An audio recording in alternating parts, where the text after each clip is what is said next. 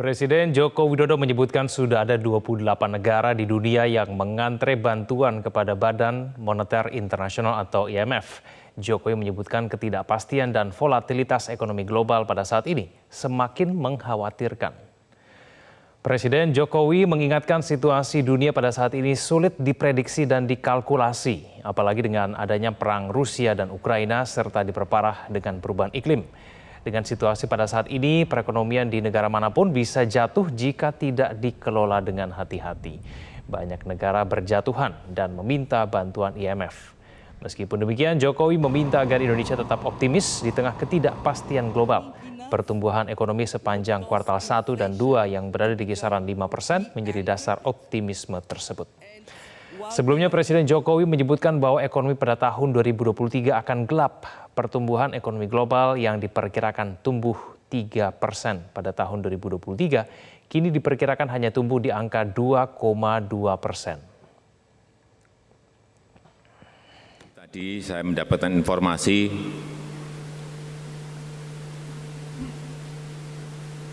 dari pertemuan di Washington DC,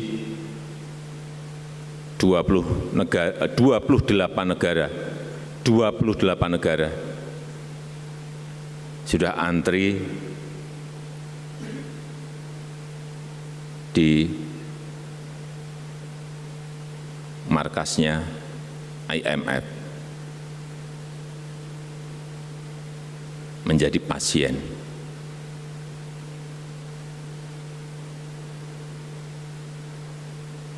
Ini yang sekali lagi kita tetap harus menjaga optimisme, tetapi yang lebih penting hati-hati dan waspada.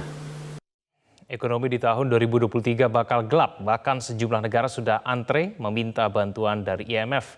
Bagaimana dengan ekonomi Indonesia? Kita akan membahasnya bersama dengan Menko Perekonomian Republik Indonesia Airlangga Hartarto.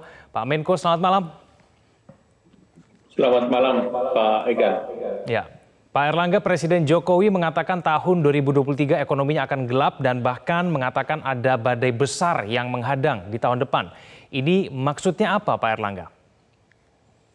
Ya, pertama dunia akan mengalami ketidakpastian. Kita sering mengenal dengan dunia menghadapi yang namanya the perfect storm, yaitu tantangan yang terdiri dari 5 Cs, yaitu COVID-19 belum berakhir, kemudian konflik geopolitik Ukraina-Rusia juga ujungnya belum kelihatan, kemudian climate change, beberapa negara mengalami kemarin kebakaran dan juga banjir dan juga banyak gangguan alam, termasuk musim hujan yang berkelanjutan dan Indonesia masuk musim hujan.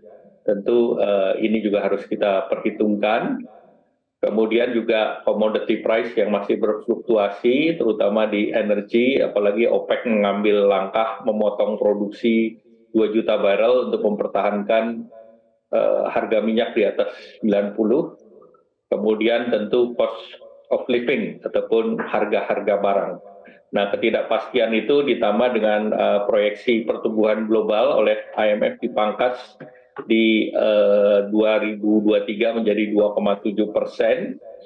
Namun Indonesia sendiri berdasarkan proyeksi ADB pertumbuhan ekonomi Indonesia diprediksi masih di tahun 2023 masih di 5%. Demikian pula IMF masih memperhitungkan perekonomian kita masih tumbuh di 5%. Nah, sebetulnya Indonesia ada faktor positif berada di lingkup ASEAN, di mana pertumbuhan ekonomi ASEAN diperkirakan sebesar 4,9%, dan perekonomian regional China diprediksi sekitar 4,4 dan India sekitar 6%.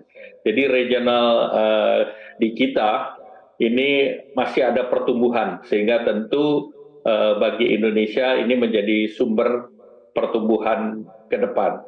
Di samping itu Indonesia sendiri mempunyai faktor eksternal yang kuat, di mana ekspor itu mendekati 5 billion per bulan, sehingga dalam 12 bulan diperkirakan hasil ekspor itu sekitar 60 billion. 9 bulan kemarin sekitar 40 billion, sehingga ini juga menambah resiliensi daripada ekonomi kita. Ditambah lagi tentu Indonesia mengkontrol daripada inflasi, di mana inflasi kita sekarang 5,9, dan kemungkinan ke depan dengan penyesuaian harga BBM biasanya dalam 3-4 bulan inflasi juga melandai, apalagi pemerintah mendorong koordinasi antara tim pengendalian inflasi pusat dan tim pengendalian inflasi daerah, dan juga meminta agar dana daerah 2% dari DAU ataupun DBH untuk mensubsidi sektor transportasi, dan pemerintah juga mengeluarkan berbagai bantuan langsung tunai, BLT terutama untuk BBM itu sebesar 12,4 triliun, dan juga bantuan subsidi upah sebesar 16 juta pekerja. Dan tentunya ini diharapkan yang besarnya sekitar sekarang sudah besarnya sekitar 9,6 triliun.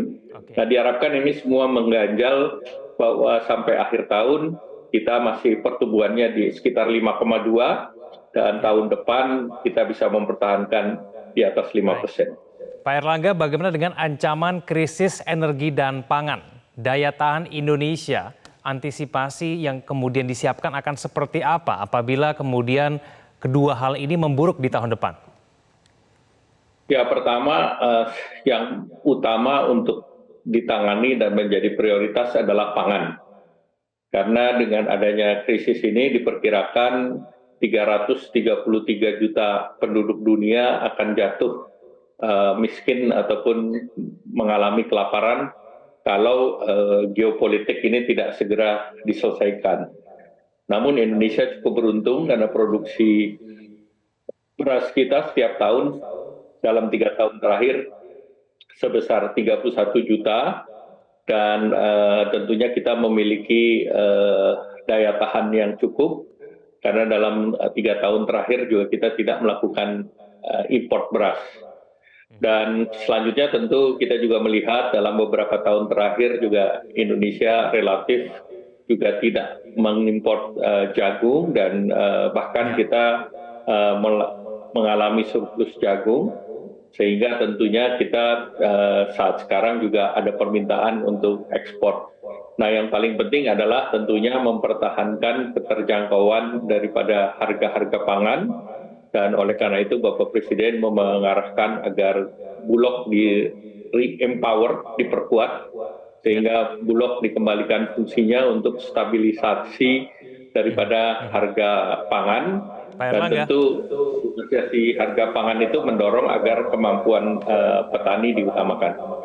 Ya, Pak Erlangga, bagaimana dengan krisis energi?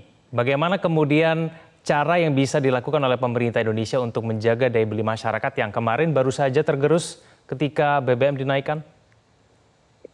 Ya, pertama untuk daya beli masyarakat diberikan subsidi bantuan langsung tunai besarnya 12,4 triliun. Dan bantuan subsidi upah besarnya 9,6 triliun. Sehingga daya beli masyarakat bisa terjaga, dan harga BBM ini tidak dikembalikan pada harga keekonomiannya, tetapi masih dalam harga subsidi.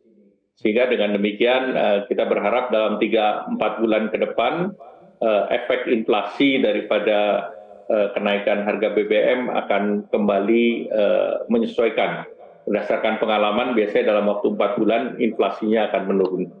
Baik, Pak Erlangga, kita berharap semoga kemudian pertumbuhan ekonomi Indonesia di tahun depan masih di kisaran 5%, bahkan lebih tinggi. Terima kasih Menko Perekonomian Erlangga Hartarto telah bergabung sama kami di Prime Time News. Selamat malam Pak Erlangga.